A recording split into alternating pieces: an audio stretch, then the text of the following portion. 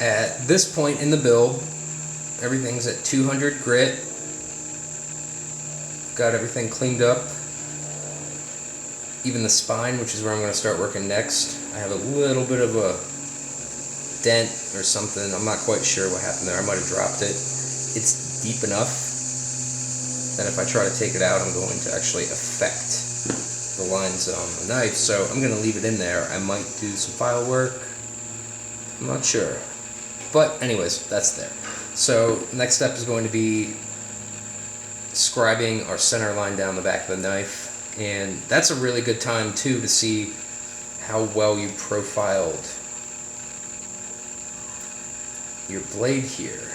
I'm not going to be able to show it to you on the tripod, but my execution points, which are where this taper falls into a straight line here again, roughly end about here in the same spot. I'm pretty happy with my grinds most of the time. This time is no different. Feel like it's always best to try to get to perfection, but that's the maddening process of the artist person who makes things. You'll never get perfect, and that's why we do this time and time again, because every single time I do it, I'm going to get a little bit closer to it. So here's where we are, 200 grit, everything's looking nice and shiny, it's starting to look like a knife. Next step, like I said, is I'm going to lay this out, and I'm going to decide where I want my swedge to go. And the reason I'm going to put a swedge on this blade is because it's still pretty thick and beefy right here. So I'm going to take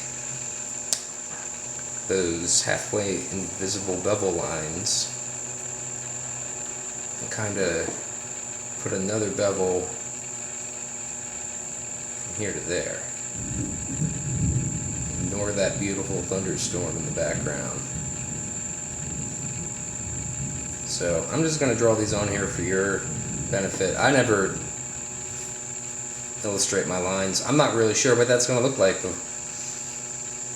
before I start doing it. I might end up changing where this stops, bringing it back more, bringing it back less. Who knows? We're going to take it on the grinder and see what the knife wants to be.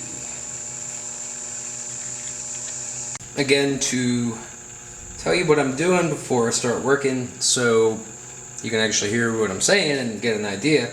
I flipped my grinder this way to a horizontal position, and I put the 10-inch contact wheel on here with a 65/200 grit belt. If you can't flip your grinder, you can still do hollow grind swedges like this too, but you got to hold your stuff up and down. I just find it a little bit easier to do it like this, so that's how I'm going to do it. The idea is to make a secondary bevel to bring this thick tip down to a thinner point towards the the thick spine to a thinner tip. And what we're going to do is start to eat away at the thicker parts and then just kind of pivot it around towards the tip, and you're just kind of flirting with it.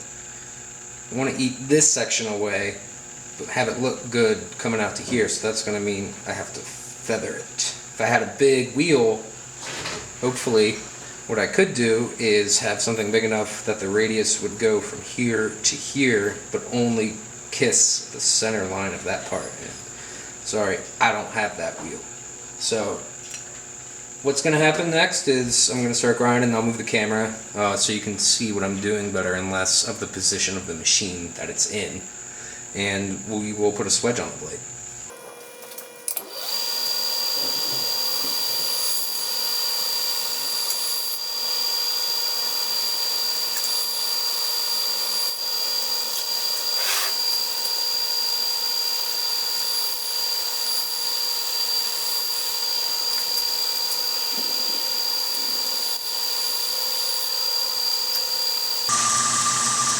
This way is much more dangerous